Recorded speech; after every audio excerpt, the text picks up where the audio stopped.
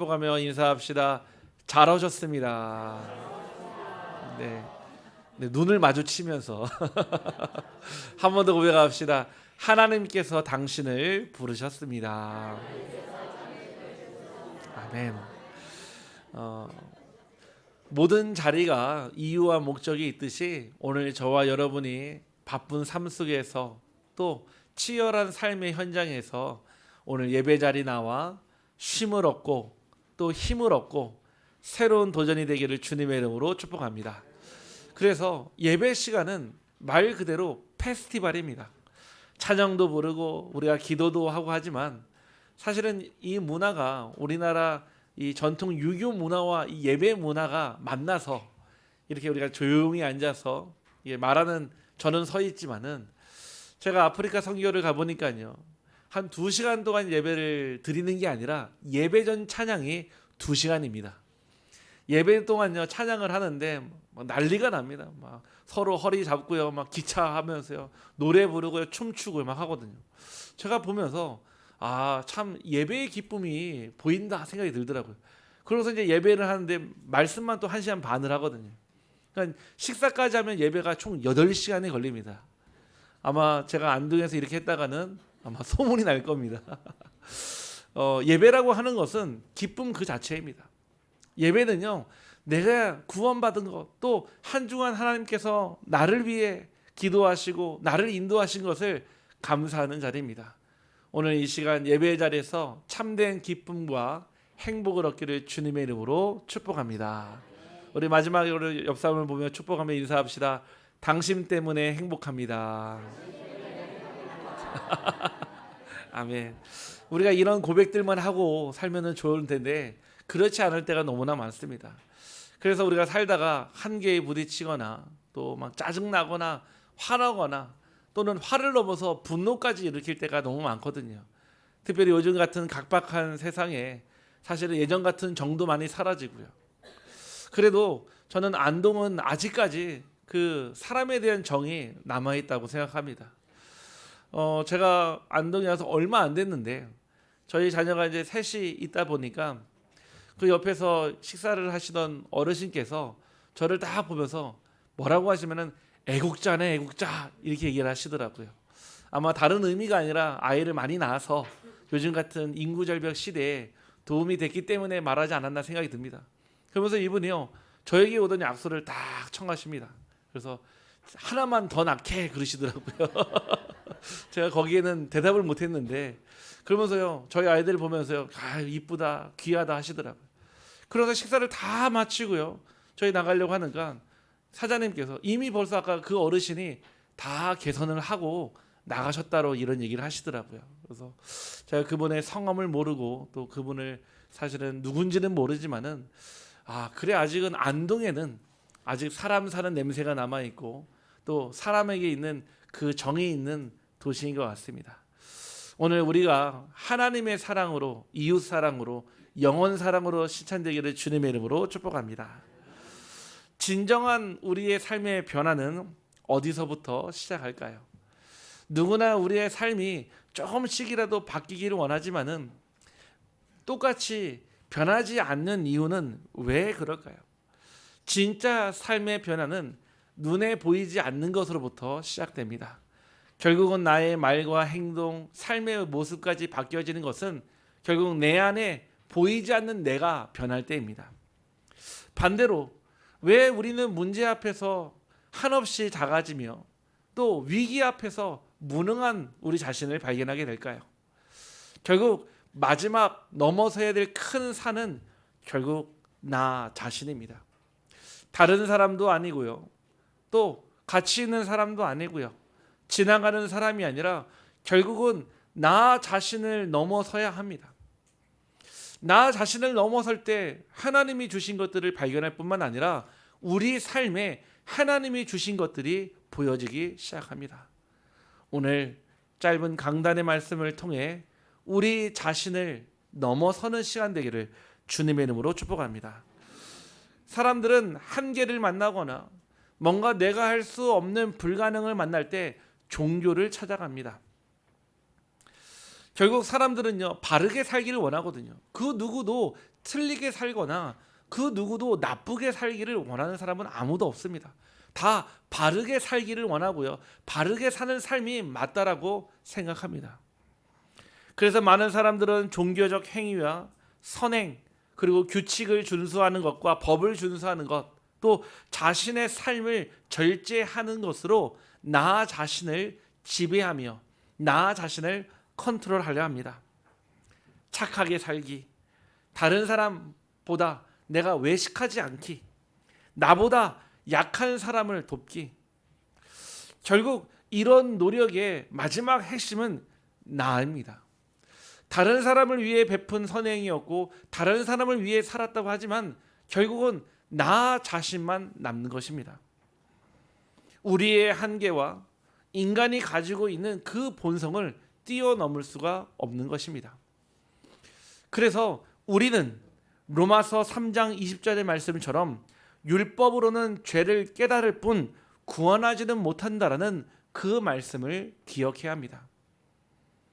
바르게 살지 말라는 얘기가 아니라 남에게 해를 끼치며 살라는 얘기가 아니라 그걸로는 인간의 궁극적인 하나님의 목표인 구원에 이르지 못한다는 것입니다.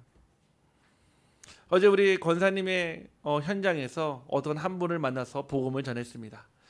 이 복음을 전하는데 그분은 저한테 이렇게 얘기했습니다. 나는 냉철한 사람이라 저는 종교는 믿지 않습니다 합니다.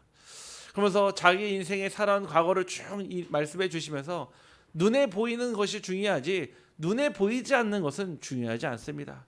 그래서 나는 종교, 무속, 그 다음에 눈에 보이지 않는 믿음, 신앙 그런 거를 나는 믿지 않습니다 얘기하시더라고요. 제가 그 말씀을 들으면서 잠깐 복음을 전했는데도 수긍은 하지만은 절대 믿지 않는 모습을 보았습니다. 아마 아직 시간표가 되지 않았겠죠. 많은 사람들은 나의 한계를 만나게 되면은 나의 노력으로 해결하려 합니다. 그것이 틀린 것이 아니라 하나님 보시기엔 방법이 맞지가 않는 것입니다. 우리는 종교를 선택해서 교회에 오신 것이 아닙니다. 여러분들이 지금 예배를 드린 것은 지금 절에 가거나 성당에 가거나 다른 종교에서 하는 행위와 의식 가운데 하나라서 이 자리에 와서 예배 드리는 것이 아닙니다. 오늘 저와 여러분을 부르신 하나님의 복음의 능력이 내 안에 각인되기를 주님의 이름으로 축복합니다. 복음은 다릅니다. 왜 종교와 복음은 다를까요? 복음은 말 그대로 복된 소식입니다. 우리 인간에게 가장 복된 소식은 인간이 해결할 수 없는 죄와 지옥과 사망 권세를 이기신 그리스도가 바로 복음입니다. 종교는 인간의 문제를 해결하기 위해서 인간이 모든 방법을 가용하여서 하나님을 찾아가는 방법이라면 복음은 절대 인간이 찾아갈 수 없는 하나님의 직접 예수 그리스도로 이 땅에 오셔서 우리를 만나 주신 것이 복음입니다. 그래서 우리의 노력과는 상관이 없습니다. 잘나고 못나고 똑똑하고 똑똑하지 못하고 가지고 못 가지고의 차이가 아닙니다. 하나님이 우리를 구원하신 이유는 하나님의 절대 주권이요 하나님의 오직의 부르심에 있는 줄 확신합니다. 그래서 복음만이 나를 넘어설 수 있습니다. 내 노력과 상관없이 하나님의 은혜가 내 삶을 채워지면 내 힘으로 불가능한 것을 하나님이 가능하게 하십니다. 그래서 오늘 본문의 말씀에 내가 육체 가운데 사는 것은 나를 사랑하사 나를 위하여 자기 자신을 버리신 하나님의 아들을 믿는 믿음 안에서 사는 것이라. 이제 저와 여러분이 하나님을 만나고 사는 목적이 달라졌습니다. 사는 방법이 달라졌습니다. 하나님을 믿는 믿음 안에서 우리의 삶이 나를 넘어서기를 주님의 이름으로 축복합니다. 옛말에 지피지기면 백전불태라 했습니다. 적을 알고 나를 알아야 100번 싸워도 100번 위태롭지 않다라는 뜻입니다. 오늘 저와 여러분이 나를 넘어서려면 내가 누군지를 알아야 합니다. 내 자신이 나를 잘 알 것 같지만 그렇지 않습니다. 우리도 우리의 삶이 처음이기에 한 번뿐이기에 매일매일이 처음 사는 인생이요 매일매일 일어나는 일이 처음 일어나는 일과 같습니다. 우리는 불완전한 존재입니다. 즉 미성숙하다는 뜻입니다. 육신적으로나 감정적으로나 영적으로나 우리는 굉장히 미성숙합니다. 우리의 지식과 경험과 우리의 힘으로 우리의 인생을 살아간다 하지만 결국은 그 힘이 떨어지게 되고 그 지식이 고갈되게 되며 그 경험마저도 무색해질 때 우리는 한계를 만나는 것처럼 우리의 인생은 언제나 미성숙합니다. 마치 우리가 천년 만년 살 것처럼 얘기하고 인생을 다 아는 것처럼 얘기를 하지만 실제로 그렇지 않습니다. 우리의 인생은 미완성입니다. 과거의 상처와 잘못된 경험과 또는 그 가정의 대물림으로 인하여 결국 나의 자신이 만들어졌고 현실에 수긍하거나 또는 부정하는 현재를 살아가며 두려움과 걱정과 염려 속에 혼란한 나가 바로 미완성되어 있는 나입니다. 그러다 보니 내 인생이 내 건 줄 알았고 내가 제일 잘한다 생각하지만 그렇지 않습니다. 성경에는 이런 말씀을 하십니다. 너의 머리카락을 너희가 셀 수 있냐? 아니 내 소유인데도 우리는 머리카락이 몇 개인지 모르거든요. 하루에도 수십 개, 수백 개씩 빠지기도 하는데 어떻게 셉니까?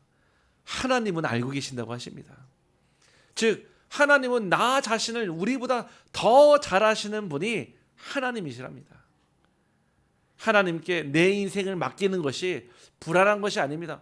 가장 안전한 곳에 만드신 나를 하나님께 맡기는 것이 최고의 축복인 줄 확신합니다. 그래서 우리가 스마트폰을 사용하지 않습니까? 그 스마트폰을 잘 사용하다가 딱 망가지게 되면 어딜 갑니까? 서비스 센터에 갑니다. 아니 내 거라면 내가 고치면 되잖아요. 왜 못 고칩니까?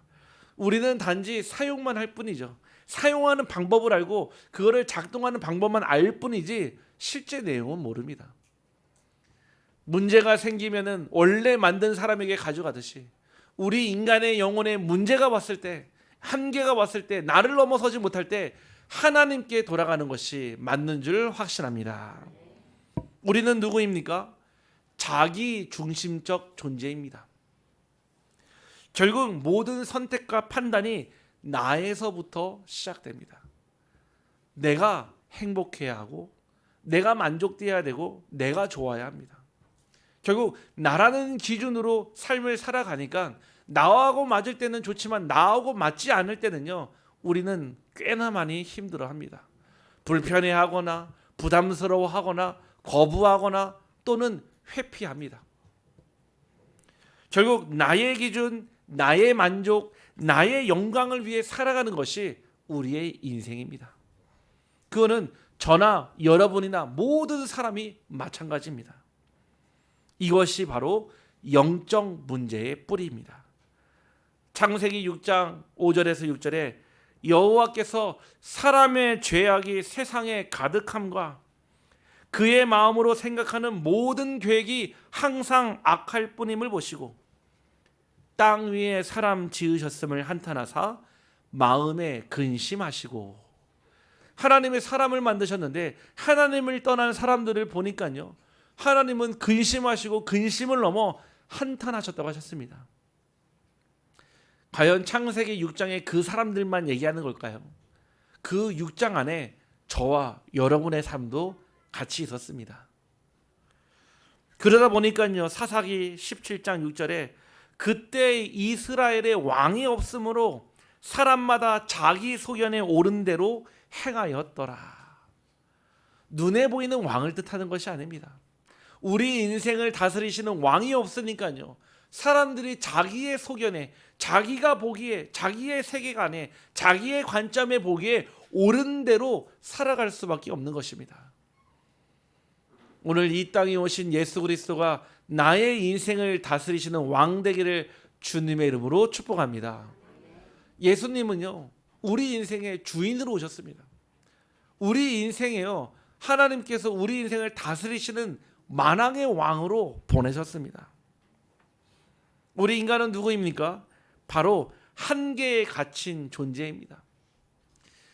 창세기 2장 7절에 보면은 하나님이 사람을 만들 때 흙으로 만들었다고 했습니다. 흙은요, 부서지기 쉬운 도구입니다. 흙은요, 언제나 깨어지고요. 흙은요, 언제나 갈라지게 되어 있습니다. 우리 인간을요, 하나님이 남자를요, 특별히 그 흙으로 만드셨습니다. 그래서 우리가 사람이 죽었을 때 돌아가셨습니다 라고 표현하는 이유는 우리의 육체는 우리의 흙으로 만들었기 때문에 흙으로, 우리의 영혼을 지으신 하나님께로 돌아가는 것입니다. 그리스도를 통해 하나님을 만났다면 천국으로, 그리스도를 통해 하나님을 만나지 못했다면 저 지옥으로. 우리가 하나님의 능력으로 살아가는 존재입니다. 하지만 우리는 한계에 갇혀 있기 때문에 늘 항상 나밖에 모르고요, 조금 더 나가서 우리 집밖에 모르고요, 조금만 더 나가서 우리 주변밖에 모르는 한계에 갇힌 존재입니다. 그런데 하나님은 우리를 이렇게 만들지 않았습니다. 눈에 보이지 않는 내가 누군지 알기를 원합니다. 바로 여러분은 하나님의 형상이요, 하나님께서 하나님의 형상 닮은 자녀로 부르신 줄 확신합니다. 창세기 1장 27절 말씀에 하나님이 자기 형상 곧 하나님의 형상대로 사람을 창조하시되, 즉 영혼을 주셨다는 뜻입니다. 하나님의 영혼은요, 그 하나님의 말씀과 함께할 때 행복한 존재입니다. 이제 가을이 되면은 무성했던 잎이 갈색으로 변하고 빨간색으로 변하고 노란색으로 변하고 또 떨어지게 되겠죠. 이번 주 화요일이었나요? 제가 이제 사역을 마치고 집에 와서 딱 오는 길에 보는데요, 저 그 낙동강 사이로요, 낙조가 일몰이 지는데 정말 아름답더라고요. 제가 그 모습을 보면서 인생도 저 해와 같지 않을까. 아침에는요 바쁘게 쫙 떴다가요, 하루 종일 마치 저 하늘에서 안 내려올 것처럼 떠 있다가 시간이 되니까요 결국은요 저 어둠 속으로 사라지게 되더라고요. 우리의 인생은요 중요한 때가 있습니다. 태어날 때가 있고요, 죽을 때가 있고요, 살아날 때가 있고요, 회복할 때가 있고요. 하나님은 저와 여러분에게 지금 구원의 날이요 은혜 받을 만한 때라고 말씀하십니다. 오늘 저와 여러분이 하나님의 형상을 회복하고 겉으로는 연약하고 불완전하지만 본래는 하나님의 영광을 받도록 지음받는 존재인 줄 확신합니다. 오늘 제가 아침에 이렇게 차량 운행을 쭉 하고 오는데 우리 신시장 어르신분들도요 모시고 오고요, 또 저기 성심병원 분들도 제가 모시고 오고요, 또 우리 새로 오신 우리 성도님도 모시고 오는데 아마 저 들으라고 하는 얘기는 아닌 것 같아요. 저 뒤에서 어떤 분이 그런 얘기 하더라고요. 나는 예배를 드리니까 마음이 좋아 그러더라고요. 그래서 옆에 있는 분이요, 그래 말이야, 무슨 말인지 모르겠는데 하여튼 갔다 오면 마음이 좋아 그러더라고요. 제가 그 얘기를 들으면서 얼마나 감사한지. 예배의 본질이 그렇습니다. 이 시간 여러분들이요 공부하는 시간이 아닙니다. 여러분들이 지식을 쌓는 시간이 아니에요. 와서요 한소금 주무신다 하더라도요 마음의 평안함이 있으면은 저는 성령 충만 받은 줄 확신합니다. 예배는 그런 것입니다. 기쁨을 얻고요, 힘을 얻고요, 뭔지는 모르겠는데 그냥 마냥 좋은 거예요. 아니 꼭 이유가 있어야지 좋습니까? 꼭 정확한 내용을 알아야 좋은 겁니까? 몰라도 좋은 게 있잖아요. 하나님의 형상이 그렇습니다. 여러분들의 영혼을 만드실 때 하나님이 말씀과 함께할 때 행복하도록 만드셨어요. 비단 교회에서만 와서 예배드릴 때만 행복한 것이 아니라 여러분들의 가정에서, 업에서 하나님의 말씀이 늘 흘러나오기를 주님의 이름으로 축복합니다. 우리는 누구입니까? 눈에 보이지 않지만 하나님의 영원한 가치를 담은 자입니다. 우리는 하나님의 영원한 가치를 가지고 있습니다. 전도서 3장 11절에 하나님이 사람들에게 영원을 사모하는 마음을 주셨느니라 그랬습니다. 사람에게는요 영혼을 사모하는 마음이 있습니다. 개나 소나 돼지는요 그게 없어요. 그래서 살다가 죽으면 끝입니다. 더 슬퍼할 이유도 없고요. 더 아파할 이유도 없습니다. 끝이기 때문에요. 하지만 하나님은 저와 여러분에게 영원을 사모하는 마음을 주셨기 때문에 언제나 우리의 삶은요, 하나님을 갈망하며 하나님의 형상을 회복하며 생육, 번성, 충만, 정복, 다스림의 응답이 있어야 할 줄 확신합니다. 제가 이번 주 저희 자녀에게 이런 얘기를 했습니다. 같은 돌덩이지만은 그 돌이 가치가 다르다. 만약에 돌 1g이 있고요, 다이아몬드 1g이 있지만 같은 돌이 아니겠습니까? 성분은 다르지만 사람들은요, 그 돌 1g에는 관심이 없지만 다이아몬드 1g은 서로 가지려고 난리가 난다. 우리의 인생이 같은 인생이지만 그 돌과 같은 인생을 살 것인지 아니면 다이아몬드와 같은 인생을 살 것인지는 바로 하나님과 함께하는 이 축복된 시간을 어떻게 보내느냐에 따라 다르다 얘기했거든요. 같은 돌인데요, 고온과 압력에서 만들어진 그 돌은요, 반짝반짝 빛나는 다이아몬드가 됩니다. 하지만요, 그냥 스쳐 지나가는 바람과 물속에 있는 돌은 절대로 다이아몬드가 될 수 없습니다. 고온과 압력을 속에서 그 안에서 결국 형질이 변화된 그 돌은 다이아몬드가 돼서 많은 사람들의 손과 목과 귀를 아름답게 빛나게 합니다. 우리의 같은 인생이 하나님께서 주시는 이 말씀으로 하나님의 형상을 회복함으로 다이아몬드보다 더 빛나는 전도자의 별이 되기를 주님의 이름으로 축복합니다. 그래서 우리는 물질이나 순간적인 만족으로는 채워지지 않는 영혼을 향한 갈망이 있기 때문에 그 갈망을 예배로, 기도로, 전도로 채워야 합니다. 우리는 누구입니까? 바로 회복될 존재입니다. 그리스도 안에서 회복될 존재는 우리가 십자가에서 죽었다고 하지만 죽는 길이 아니라 우리가 사는 길입니다. 내가 죽는다는 말은 갈라디아서 2장 20절에 내 안에 그리스도께서 사시는 길이라 했습니다. 내가 죽는다는 말은 무슨 뜻일까요? 그냥 꾹 참으면 됩니까? 그냥 화나면요, 그냥 참을 진짜 3번 새기면서 버티면 되는 겁니까? 아닙니다. 나를 넘어선다는 얘기는요, 내가 누군지 알고 내가 누구와 함께 할 때 행복한지 알고 그 속으로 들어가는 것입니다. 여러분의 인생은 하나님 보시기에는 최고의 기회요, 최고로 축복된 시간표입니다. 그 시간표가 하나님과 함께 할 때 가장 빛나는 순간이 될 것입니다. 하나님은 저와 여러분을 이런 존재로 부르셨습니다. 그래서 우리는 고린도후서 4장 16절에 우리가 낙심하지 아니하노니 우리의 겉사람은 낡아지나 우리의 속사람은 날로 새로워진다고 말씀하셨습니다. 우리 한번 옆 사람을 축복하며 인사합시다. 당신이 별보다 더 아름답습니다. 주름도 있고요, 눈도 잘 안 보이는데 뭐 별보다 아름답습니까? 하지만은 그렇지 않습니다. 우리는 늘 외모를 봅니다. 사람이 무슨 옷을 입었는지, 그 사람이 머리를 어떻게 했는지. 하나님은 우리 안에 믿음을 보십니다.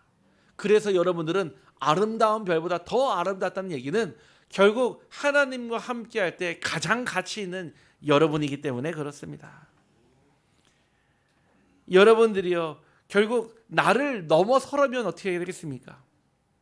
나를 내려놓고 그리스도께 내 삶을 완전히 맡겨야 합니다.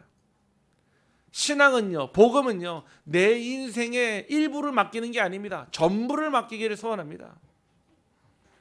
언제나 하나님은 여러분의 인생을 맡기기를 원합니다. 마태복음 11장 28절에 수고하고 무거운 짐진 자들아 다 내게로 오라. 내가 너희를 쉬게 하리라. 하나님은요, 여러분의 인생 전부를 받기를 원하십니다. 우리는 잠시 믿음만 드린다 하지만 믿음은 통로일 뿐이요, 여러분 인생의 전체를요, 이렇다 저렇다 맞다 틀리다 중요하지 않습니다. 저는 진짜 복음을 깨닫고 난 이후에 정말 주장하지 못하겠더라고요. 원래 저는 성향이요, 사람들에게 부탁하는 거 싫어하고요, 뭔가 사람들에게 도움을 요청하는 것을 별로 내키지 않았습니다. 제 인생에 자부심이 있어서가 아니라 뭔가 다른 사람에게 부탁하는 게 저에게는 가장 큰 어려움이었습니다. 그래서 언제든지 제가 하려고 하는 게 늘 많았습니다.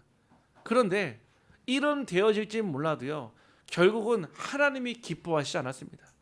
부족해도요, 백지장도 맞들면 낫다라는 말처럼 합력하여 선을 이루시기를 원하십니다.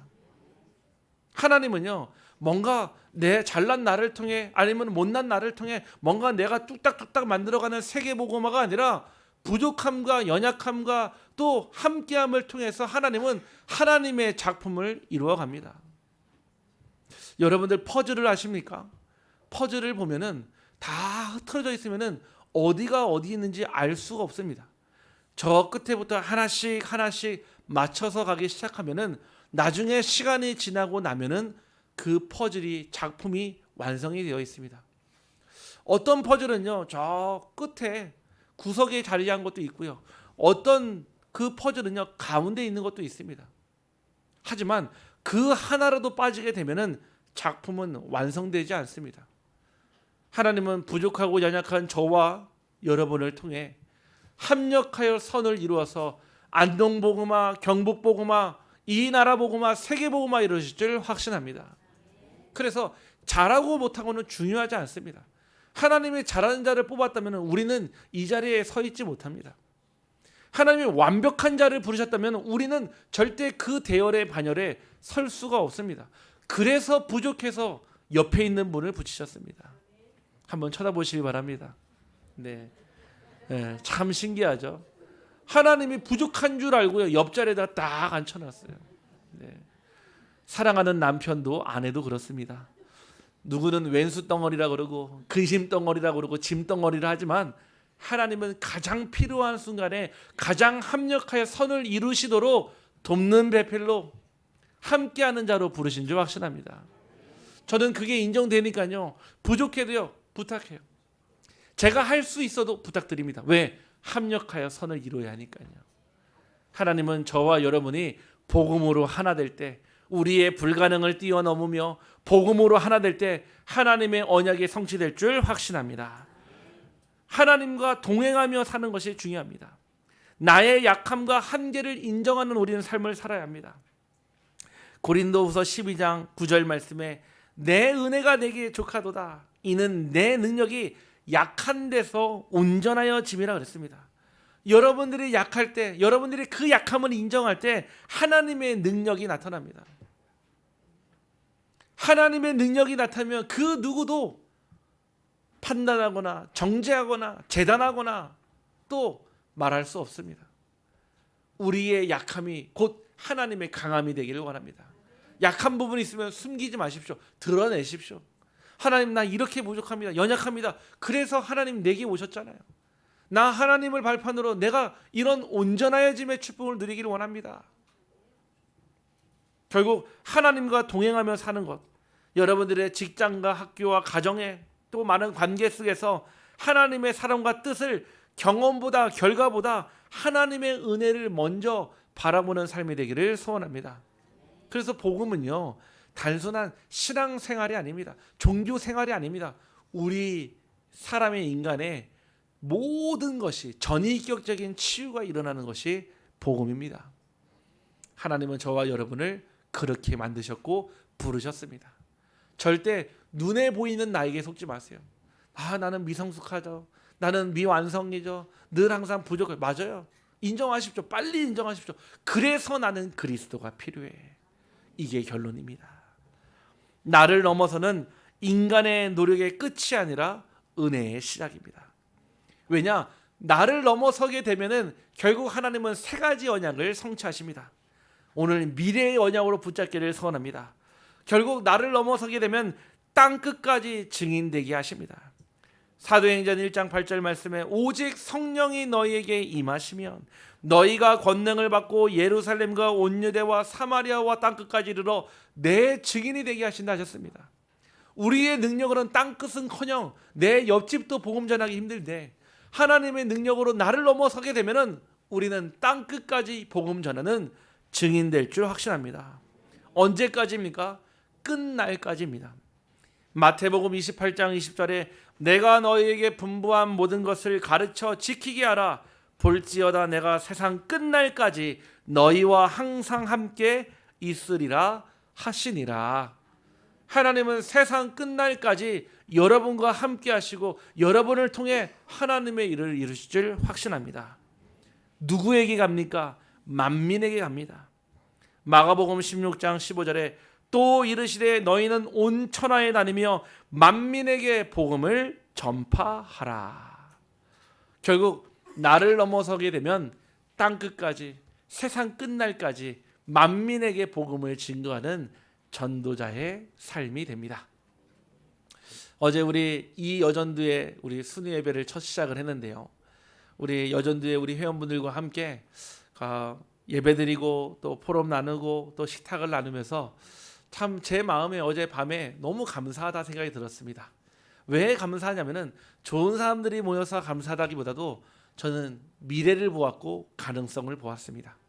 지금 비록 시작은 우리 교회 여전도회로 시작이 되지만 하나님은 우리 여전도회 순회 예배를 통해 지역에 이런 사람들을, 아직도 나를 넘어서지 못하는 사람들을 연결하게 하시고 만나게 하시고 세우시는 장이 되게 하실 줄 확신합니다. 오늘 이 말씀 붙잡고 한 주간 나를 넘어서기를 주님의 이름으로 축복합니다. 기도합니다. 하나님 감사합니다. 늘 문제 많고 한계 많고 늘 불가능한 나를 보시며 안타까워하시며 한탄하셨던 하나님께서 나를 넘어서도록 오늘 말씀을 통해 하나님의 형상을 회복하며 영원한 가치를 사모하며 우리를 회복될 존재로 부르심에 감사를 드립니다. 오늘 주신 그 말씀을 저희들 뼛속 깊이 각인시켜 나를 넘어 땅끝까지 끝날까지 만민에게 복음 전할 수밖에 없는 오직의 증인 되게 하여 주옵소서. 예수 그리스도의 이름으로 기도하옵나이다. 아멘.